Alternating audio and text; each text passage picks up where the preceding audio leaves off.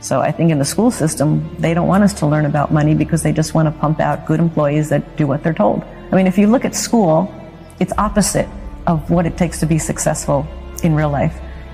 Don't make a mistake. Do as you're told. Take tests by yourself. Don't cooperate. Do it by yourself. Do it on your own. And the last thing was, there's only one right answer.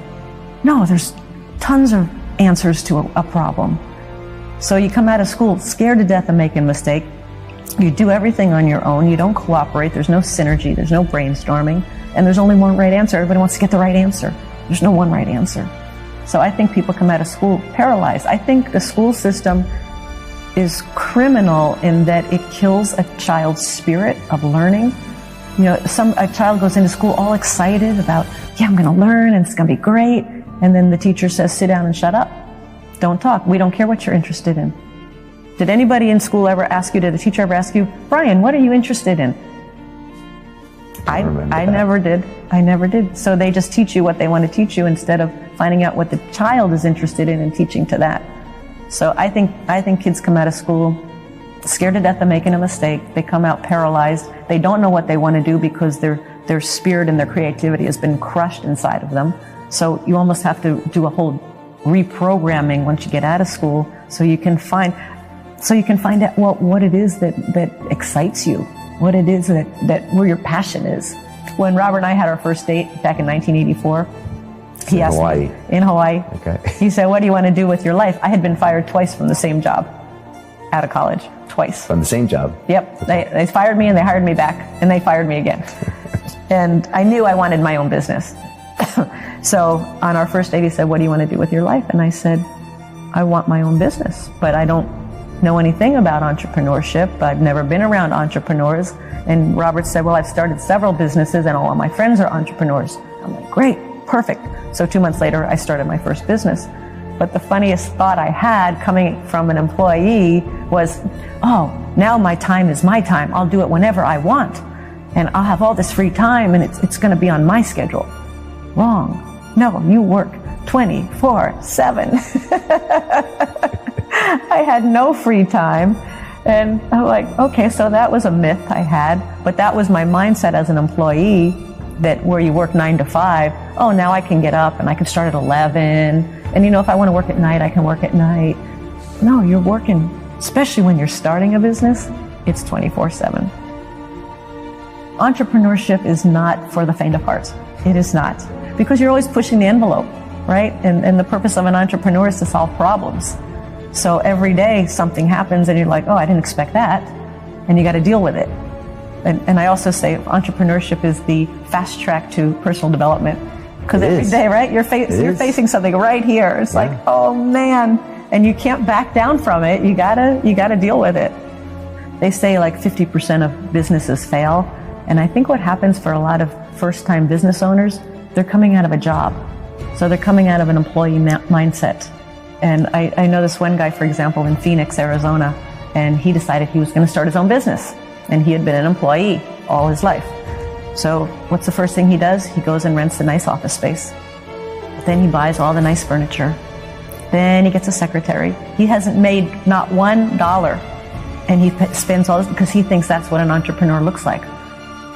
Versus, go make the money first, then go rent your office. If you even need an office, start out of your home. We all started, all the entrepreneurs, successful entrepreneurs I know, all started out of their home. But a lot of people I see, they quit their job, they start their part-time business, and because they're struggling for money, they make bad decisions because they're just trying to find how to put money in their pocket to keep their business alive. So I think if you are an employee, that's a smart way to go. What you just said, to start a part-time business, start learning what it takes, the reality. You got to get the reality of what it takes. And I came across a study, and it was a study of centenarians, people that had lived over 100, and they wanted to find what were the common denominators, and they found 3. And one was they had a sense of purpose. It didn't matter how big or small, but they had a sense of purpose. Number 2, they were optimistic. And number 3 was resiliency, how well you come back from a setback. When you hit that wall, do you fall down? Do you get up? Do you go through it? And I'm like, Those seem like the three characteristics of a good entrepreneur to me. Sense of purpose, optimistic, and resilient. Yeah. If you're not resilient and you can't persevere, do not become an entrepreneur. They're so afraid to venture out on their own and not have the security of that paycheck. You know, a lot of times we say if you have a full-time job, keep your full-time job, start a part-time business and work it and work it and work it. Look at what you do in your spare time. And people go, I have no spare time. Well, yes, you do. If you broke it out, how much are you watching TV? How much are you on your iPhone, playing video games, doing things that really are not important? And take that time and channel it into the business that you want to create. And we just launched a product on finding out what's most meaningful to you. Because once you can discover what's most meaningful, then decisions and life becomes so much easier because there's more joy, there's more better communication with relationships. But they don't teach any of this in school. They just say, sit down, do as you're told, take the test by yourself, and don't make a mistake. And so I think a lot of people, they don't want to be uncomfortable. They don't want to get out of their comfort zone. And the only way we grow and learn is by stretching ourselves and getting out of our comfort zone, even by a little bit. You know, Emerson said, this is not the exact quote, but something to the effect of, if you're not facing something you fear every day, you don't understand the secret of life. Because that's where growth and transformation happens. Yeah. So, and I hate making mistakes just like everybody else. I hate failing, but that's where we learn the most. If we can take the lesson of the failure and take the lesson of the mistake and learn from it, then we get much smarter. And it's not about do what you love and the money will follow. It's not that. It's do what you love. Where's the problem you're solving? Where can you be a contribution? Then you work your butt off and then the money will come. Amen. I can agree with that. But I like thinking of making a contribution versus just selling a product. Right. And I'll say one other thing. A lot of people say, I really want to make a difference in the world, and I think my product or my service is going to make that difference.